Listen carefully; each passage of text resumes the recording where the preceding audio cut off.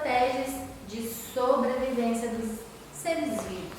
Então, para que a gente não, todos os seres vivos consigam sobreviver, precisa elaborar algumas estratégias, se adaptar no ambiente, a salinidade, a quantidade de água, a quantidade de luz, a composição do solo, tudo isso a gente precisa se adaptar, né? As presenças dos predadores também.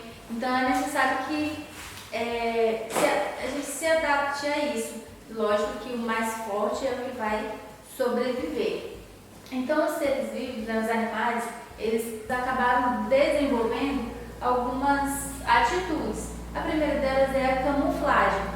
Né? O que é a camuflagem? É você se esconder no meio ambiente. Exemplo disso, temos algumas borboletas, alguns bicho-pau, que eles ficam naquele ambiente da mesma cor de um galho, da mesma cor de uma folha. Então, o predador dele, que no caso está passando ali para se alimentar, não vai ver. Então, essa é uma estratégia para que ele se esconda e consiga se safar, digamos assim, não consiga ser predado, né?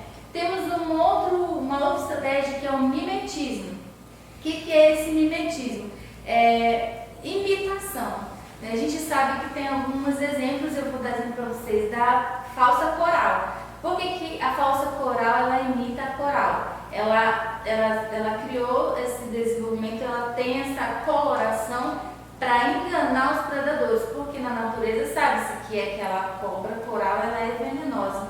Então ela tem essa cor para assustar um futuro predador. Então ela acaba se safando disso daí, sendo que ela não é uma cobra venenosa, ela não tem a peçonha. Ela simplesmente imitou, ela fez isso para enganar e não ser predada. Ok? Curiosidades.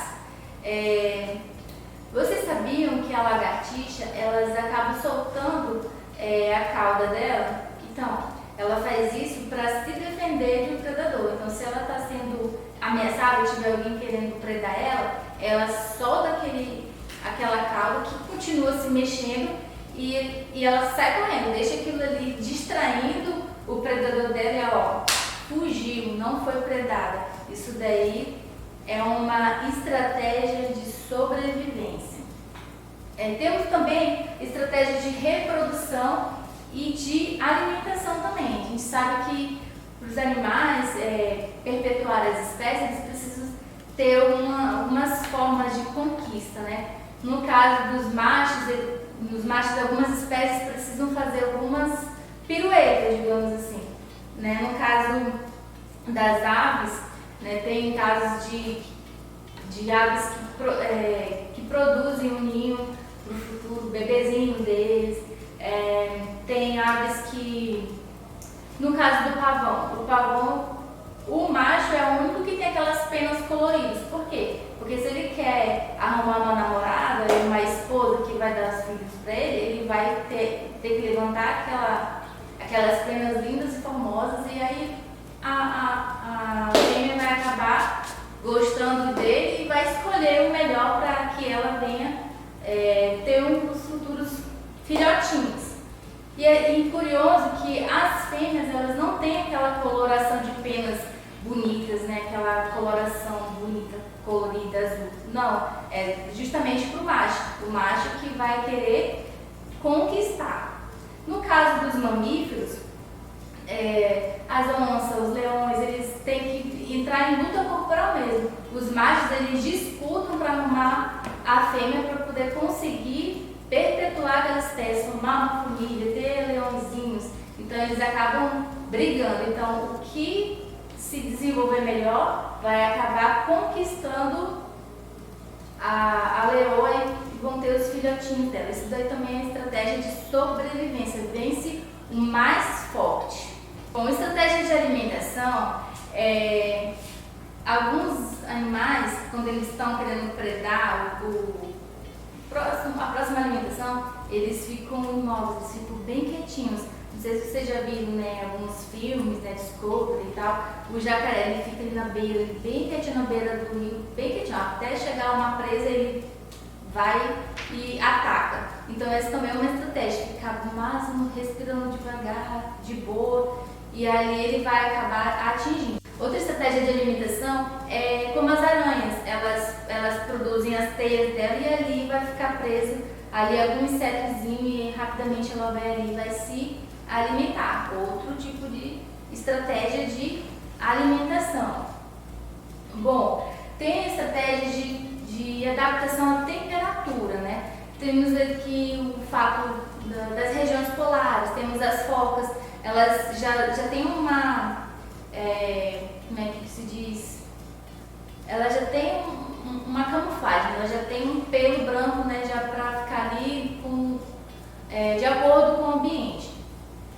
Então, quando esses animais, eles têm a temperatura mais fria, quando acontece de ficar mais frio, acontece que eles vão hibernar. O que é esse hibernar? O metabolismo desses animais, eles acabam desacelerando. Então, por exemplo, o coração ele vai bater mais devagar, a respiração vai ser mais devagar. Isso daí acontece para quê? Para que ele não precise de mais energia, ou seja, ele não vai precisar correr atrás de alimento, porque no inverno é mais difícil conquistar esse alimento.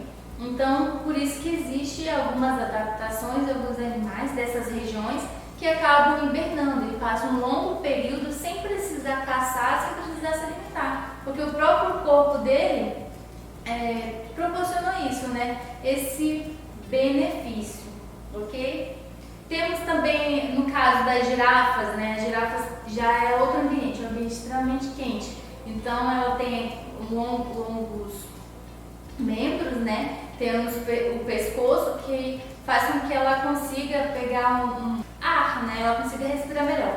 Temos também o exemplo dos elefantes africanos, né? Que com suas orelhas eles acabam abanando e aliviando o calor, né? Que ele tanto tá tentando ali se resfriar. Isso também é estratégia de sobrevivência no caso das temperaturas, ok? Beleza? Então, agora que a gente falou sobre todos esses conteúdos, peço que vocês façam exercício em casa, se precisar, dê uma retomada no conteúdo e eu quero que vocês resolvam o exercício do livro didático, a página 51 e 52, livro de atividade, da página 10 até a página 15. Todas essas questões são dessas videoaulas, espero que vocês estejam de boa fazendo em casa, falou? Beijo!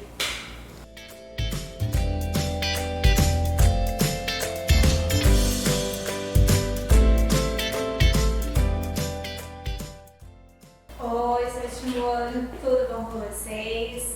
Bom, vamos finalmente à nossa aula de geografia, né? Olha só, na aula de geografia, nas últimas aulas, a gente viu aí um pouquinho sobre o espaço e território brasileiro.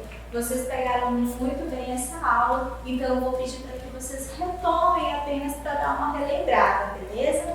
Sou a professora Gisneide, professora de geografia, e hoje, 9/4, nós vamos dar início aí ao conteúdo sobre formação e ocupação do território brasileiro. Nas aulas aí que nós estávamos tendo em sala de aula, vocês viram as características do território brasileiro, né? A questão das formações, das regiões, quais foram os critérios estabelecidos, e agora a gente vai sobre o capítulo 2, um pouquinho do capítulo 2, na formação e ocupação do território brasileiro. Um assunto também muito fácil, porque é um assunto que a gente viu lá no quinto ano, vocês viram no quinto ano, a professora viu no quinto ano, no sexto ano, que como é que se deu a formação do território brasileiro? Como é que foi? Através das grandes navegações portugueses e espanhóis. Só que vocês vão falar assim, mas professora, a formação e ocupação do território brasileiro, que sendo que quando esses portugueses chegaram, no caso os europeus chegaram ao nosso território, quem já estava aqui? Os indígenas, eles já ocupavam esse território, não é verdade? Sim, verdade. Legal. Olha só. Só que o que acontece? Durante esse processo aí, da formação e ocupação do território brasileiro, os os europeus, digamos assim, quando eles chegaram a esse território, os indígenas já estavam aqui. E em primeiro momento, qual era a intenção desses europeus? Era colonizar? Falei para vocês, não era colonizar, era apenas explorar as terras. Só que eles viram que a partir do momento em que eles começaram a explorar, eles viram que essas terras tinham algo mais. Então eles começaram a colonizar, ou seja, criar vilas no nosso território brasileiro. E essas vilas, elas foram ocupadas pelos portugueses. E aí começou a surgir, a formação do território brasileiro. Na página 19 do livro de vocês, de geografia, ele vai caracterizar o seguinte: os indígenas eles foram escravizados para trabalhar principalmente na extração e no transporte do pau-brasil. Isso eu falei para vocês na aula anterior também, sobre qual era a intenção deles em primeiro momento. Então, para relembrar esse ponto aí, certo? Os nativos eles não tinham resistência às doenças trazidas pelos europeus, Só que eles eram resistentes a quê? A questão de escravização. Muitos deles eram resistentes. Também mencionei para vocês aí nas aulas anteriores, nos vídeos anteriores. E como é que ocorreu essa ocupação e povoamento do território brasileiro? Sabemos que foram construídas vilas. Só que foi assim, os portugueses em primeira mão? Não, porque quando eles chegaram, ocorreu o quê? A corrida das grandes navegações entre os portugueses e os espanhóis. E aí eu falei para vocês sobre o Tratado de Tordesilhas. O que foi o Tratado de Tordesilhas, Foi o quê? Um tratado, um acordo assinado entre as duas coroas, portugueses e espanholas, que definiu que cada parte dessas duas coroas ficassem com parte das terras do Brasil. Então, uma parte ficou na parte do litoral brasileiro, ficou com Portugal, e em outra parte ficou com a Espanha. Obviamente, Portugal sabia que a parte litorânea ela era terras férteis, onde eles poderiam criar vilas, criar mais povoamento e assim concluir a colonização do território brasileiro. Então, na página 20, página 18, 19 e 20, ele vai tratar desses assuntos aí. Quero que vocês explorem bastante esse assunto aí. Muito obrigada!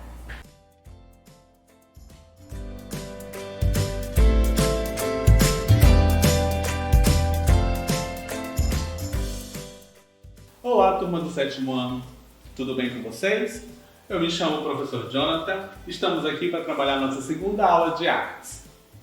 Na aula referente ao dia 9/4 de 2020. Na aula anterior, ficou uma atividade de casa. Vocês realizaram? Lembra que na aula anterior a gente falou de perspectiva? Então, a atividade de perspectiva da página 20. Questão de número 1. Encontrar a perspectiva no ponto, na linha do horizonte, o ponto de fuga e as linhas de fuga. Conseguiram caracterizar e classificar todas essas linhas aí na obra de vocês, na questão de número 1? Para quem conseguiu, meus parabéns! Na questão de número 2, para desenhar um desenho em perspectiva, dentro de uma caixinha. Todo mundo conseguiu desenhar? Parabéns para quem conseguiu! Aqueles que não conseguiram, vamos treinar mais um pouquinho para a gente conseguir desencadear e desenvolver toda a atividade. A aula de hoje ainda está dentro do Renascimento, onde nós iremos falar de esculturas renascentistas. O que é uma escultura? Escultura eram algumas obras de artes feitas no período do Renascimento para poder decorar palácios, para poder decorar igrejas, para poder decorar praças para deixar a cidade mais bonita, mais elegante. Dentro desse contexto, nós temos várias esculturas feitas dentro do Renascimento. Dentro do Renascimento tem algumas regras básicas para poder classificar uma escultura. As esculturas renascentistas tinham simetria, ou seja, lados iguais, tá? Tinha proporção. O que é proporção? Lembra da proporção que nós trabalhamos nas aulas anteriores? Nós temos naturalismo, essa aproximação com algo real. As esculturas renascentistas traziam muito naturalismo, muitas questões ligadas ao natural e ao real. Quando eu falo de naturalismo, eu também falo de realismo ao mesmo tempo.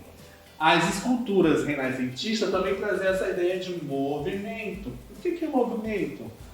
Algo que está trazendo para a movimentação. Esculturas com alguns movimentos mais suaves, mais rústicos. Coisas que não aconteciam no período anterior. As esculturas eram mais estáticas, mais paradas, né? Em uma posição fechada, sem muito movimento. As esculturas renascentistas traz essa ideia de movimentação, de uma pose diferenciada, né? Os artistas renascentistas trabalhavam essa questão dos movimentos, saíam daquela questão do mais parado, do mais estático, para trazer a ideia de movimento dentro das suas esculturas. Nós também temos bastante figuras humanas trabalhadas dentro do realismo. Quando ele traz esse naturalismo e esse realismo, ele se baseia nas figuras humanas. E sempre as figuras humanas, os artistas traziam figuras humanas nuas. Ou seja, figuras humanas nuas, lá lembrando o tempo da Grécia Antiga, do tempo de Roma, tá? As esculturas renascentistas foram criadas trazendo uma ampliação, ou seja, umas esculturas agora em tamanhos maiores do que a escultura feita na Grécia e em Roma, tá? Alguns autores, alguns artistas renascentistas, nós temos aí o Michelangelo e o Donatello. São esses dois artistas renascentistas que a gente vai falar um pouquinho na aula de hoje. Nós vamos conhecer quem foram essas pessoas e quais as obras que eles executaram, tá? Dentro das esculturas renascentistas, nós temos aí o uso de alguma matéria-prima, chamado o mármore, tá? As esculturas renascentistas eram todas esculpidas em mármore. Michelangelo foi um dos artistas que trabalhou muito a utilização do mármore. Aqui a gente vai ver o Donatello, porque o Donatello, além do mármore, ele vai explorar agora o bronze. Donatello também vai fazer algumas esculturas em bronze, certo? Olha só, Michelangelo, ele foi um artista muito famoso por trazer muito realismo dentro das suas obras, tá? As obras que ele trazia, que ele esculpia, trazia muito movimento, trazia muita anatomia e trazia expressões muito naturalistas. Uma das obras muito famosas de Michelangelo chama-se Davi. Aquele Davi da Bíblia Sagrada, lembra de Davi e Golias? Então, Michelangelo trouxe a representação de Davi. Olha só, vamos ver aqui na página de número 21, olha só, do nosso livro didático, o Davi de Michelangelo, tá? Nós observamos aqui que Michelangelo esculpiu em mármore Davi. Olha só o rosto, a delicadeza do rosto, os traços que ele traz dentro da sua obra. Olha a anatomia que ele trabalha, tá? O corpo bem anatômico, todos os processos, toda a musculatura, ele expressa muito bem. Olha só os detalhes do cabelo. Olha só a feição que Michelangelo traz dentro da escultura de Davi, certo? Essa é uma característica que os escultores renascentistas traziam dentro das suas esculturas. Essa obra de Davi, ela é esculpida em mármore e tem mais de 5 metros. 5 metros e 17 centímetros, tá? E essa obra está lá em Florença, na Itália. Uma outra obra muito famosa de Michelangelo chama-se Pietà. Pietà está aqui na página de número 22 do nosso livro didático.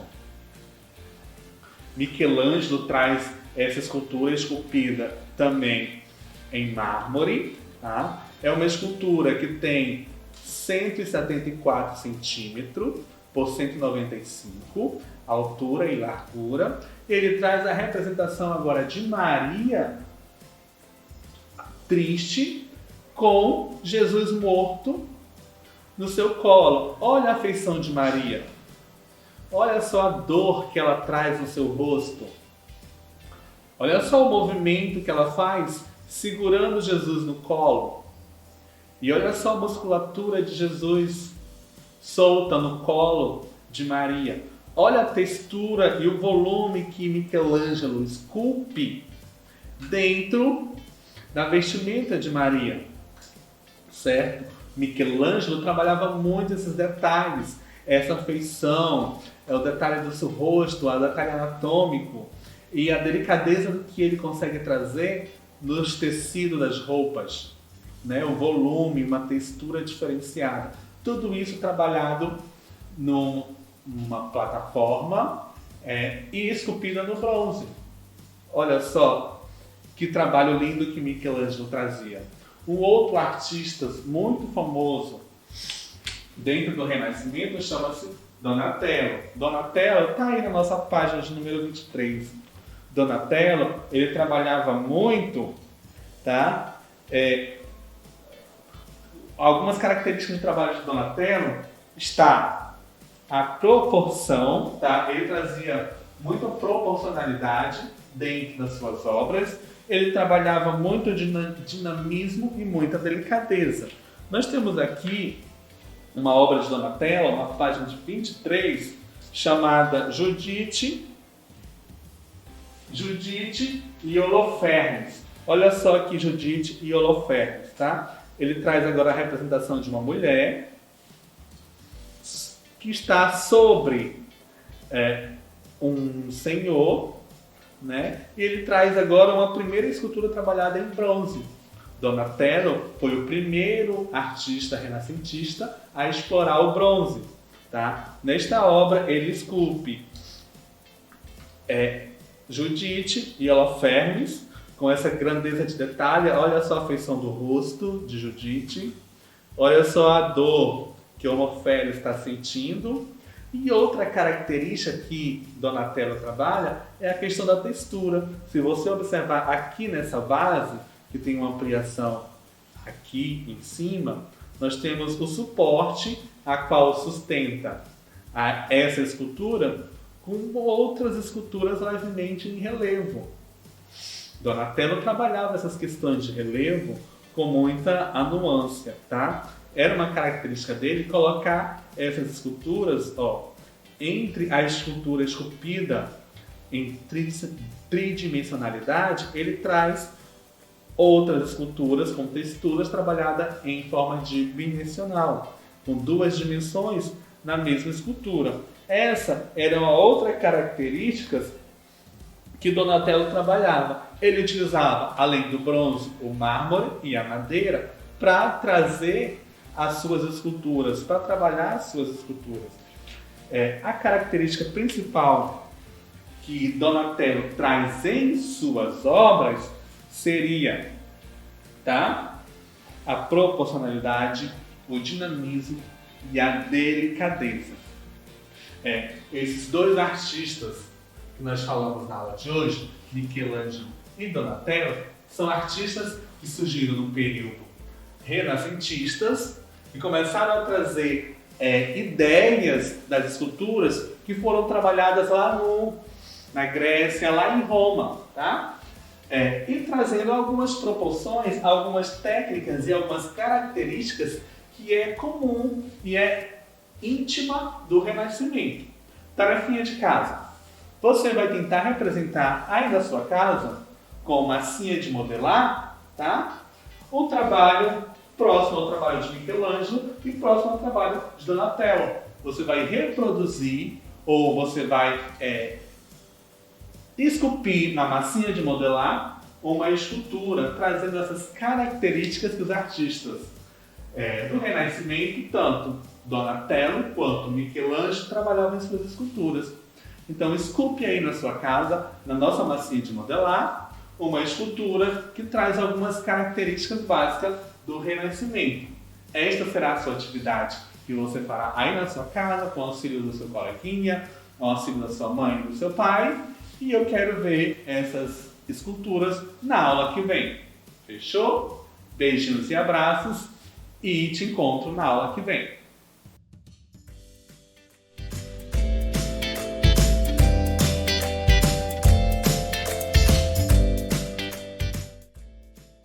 Olá, gente! E aí, tudo certo com vocês? Estamos aqui mais uma vez para a nossa aula de língua portuguesa. E hoje nós vamos aprender algo que normalmente nós usamos quase todos os dias. Aprendemos desde a fase de criança até o finalzinho da nossa vida, que é o uso dos porquês. Por quê? Por quê? Por quê? Vamos lá. Porquê separado e com acento? Porquê separado com acento? Ele é usado no final da frase. Um exemplo que tem aí na página 49, e tem aí, o peixinho precisa identificar os cardumes maiores. Por quê? Observe que aí está um porquê separado e com acento. Aí tem outro. Ele não identificou grupos maiores, não sei porquê. Esse é o uso nosso final da frase. O porquê separado e com acento. O porquê separado e sem acento é um dos mais fáceis. São perguntas diretas, né? Por que você tirou uma nota tão baixa? Mas não fez a prova, então não se liga ainda, né? Pergunta, então no caso, pergunta direta. E também pode ser substituído por que motivo e por que razão. Por que motivo você não veio à aula? Por que razão você não assistiu esse vídeo tão incrível? Vamos lá. E o porquê, junto, sem acento, respostas. Simples e básicas. Todas as vezes que a gente for usar respostas, porquê junto e sem acento. O porquê junto e com acento, já no caso ele é usado quando é substantivo. Observe que eu coloquei lá entre parênteses o uso de artigo e pronome. Por quê? Olha ali na página 49, como é que ele diz? Para isso deve estar antecedido, ou seja, que vem antes dele, de alguma palavra que o determine com o porquê e um porquê. Tanto esse o como esse são artigos, certo? E este, e esse e aquele, tudo pode vir que vem antes do porquê, junto e com acento. Este, esse e aquele, para quem não sabe, são pronomes demonstrativos. Então, no caso, foi por isso que eu coloquei. Ele está sendo usado com uma função de substantivo, e aí, no caso, ele está sendo antecedido, ou seja, antes do porquê, tem o uso de artigos e pronomes. Então, te dou um tempo para você copiar. Ah, professor, precisa copiar? Precisa. Eu aprendi nessa época de quarentena que quanto mais a gente copia, mais a gente grava. Então, não vou mais dar molezinha para vocês, não. Vocês têm que copiar. Lembrando, coloque a data. Tanto no livro, você pode colocar aqui, na página 48, o uso dos porquês, você coloca a data. E também no seu caderno, bonitinho, certo? E aí tem os exercícios para a gente se divertir aí, né? Aí tem aí, na página 48, você sabe dizer o motivo dessa palavra que apresenta variações na escrita? Vem aí. Aí vem aí, eu já expliquei, né, para vocês aí essa questão. Vamos lá. Justifique o emprego do porquê, porquê. Nas seguintes frases. Aí tem, queria saber o porquê de tanta alteração climática. Esse porquê aí está junto com acento. Por que se usa isso? Aí, B, está ventando, por quê? Por que se usa isso? Então, cada uma delas vai me dizer por que motivo está esse porquê nessas frases, certo? Vai me dizer por que ele está se usando isso. Porque ele é um substantivo? Porque ele é uma resposta? Porque ele é uma pergunta? Porque ele não está no final da frase? Então, você vai escrever dessa forma. 2. Assinale um X. nas alternativas abaixo que a incorreção, ou seja, que está errado. Quanto ao uso do porquê, escreva a forma correta ao lado. Pode escrever aí ao lado qual é o porquê que está certo. Vou te dar uma dica, é mais de uma que está errada, certo? Aí tem a letra A até a letra I. Então escreva aí, você encontrou que está errado, você coloca o porquê da maneira correta. Não precisa escrever a frase inteira, só o porquê que é para ser escrito da forma certa. Vamos lá. 3. Assinale as frases e complete os espaços com porquê, porquê ou porquê. Note, não tem aí o porquê junto e sem acento, que é as respostas. Logo, você já tem que entender que são as outras opções. E você complete aí cada espaço, certo? Aí, 4. Complete os espaços com porquê, porquê ou porquê. A mesma coisa, não tem porquê junto e sem acento. Então, ou seja, não tem respostas. Complete também a mesma coisa. 5. Justifique o uso do porquê, porquê, porquê ou porquê. Aí tem, quero saber por que você me trata. E você vai colocar a mesma coisa. Esse porquê que está aí na letra A. 6. Assinale as frases em que e a marca alternativa em que o emprego porquê está incorreto. Mesma coisa que você fez na número 2, você vai fazer agora na número 6. Então, ao marcar a alternativa que não está correta. Mas nesse caso, você não precisa colocar o porquê ao lado aí corretamente. Você só vai marcar a alternativa que está errada. 7. Complete os espaços com porquê ou porquê. Aí tem aí o porquê junto sem acento e o porquê junto com acento. Você vai preencher esses espaços. 8. Reescreva as frases substituindo a palavra destacada pelo porquê correspondente. Aí vem aí. Ele não pode sair agora, pois. Esse pois aí pode ser substituído por qual porquê?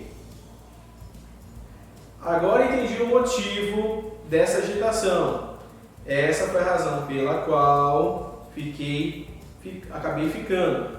Por qual motivo ninguém fala, certo? A número 9 está pedindo para você ler a capa dessa revista. Aí está dizendo assim, a edição da revista é para você ler realmente, tá, gente? Lê tudo. Ah, professor, eu consigo enxergar, pede para mim ler para você, né? Aí está aí, a edição da revista cuja capa está reproduzida foi publicada poucos meses antes da Copa do Mundo no Brasil. Observe com atenção todos os elementos, tudo aí, não somente uma leitura das palavras, uma leitura visual, da imagem. Observe com atenção todos os elementos que compõem e responda ao que se pede. A tartaruga principal é a imagem principal dessa capa, o que indica a natureza do atraso citado na manchete. E de que forma ajuda a construir o sentido da manchete? Aí vou repetir a frase que eu travei aqui um pouquinho. Vamos lá. A tartaruga é a imagem principal dessa capa.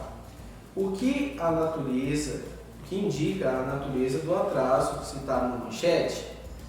E de que forma ajuda a construir o sentido da manchete? Aí você vai dizer aí por quê, né? Tem um capacete em cima da tartaruga. Por quê, né? B. Que outros elementos se remetem ao país? Que outros elementos nessa capa, nessa imagem aqui, se remetem ao país, ao nosso país, que é o Brasil? C. Ao ler o subtítulo, inferimos, ou seja, deduzimos que a matéria se relaciona a essa manchete, não tratará apenas dos atrasos em grandes obras. O que mais podemos inferir que a matéria abordará? Que palavras presentes nesse subtítulo nos permitem desenvolver esse raciocínio? Esse subtítulo está aqui logo abaixo, ó, porque tudo atrasa no Brasil. O subtítulo está logo abaixo disso. Então você vai colocar aí que palavras presentes nesse subtítulo permitem desenvolver esse raciocínio dessa manchete aí. E D. Justifique o uso do porquê separado sem acento na chamada principal, certo? E aí a nossa aula de hoje para nós encerrarmos, tá bom? Se cuidem, tenham um bom final de semana. Valeu!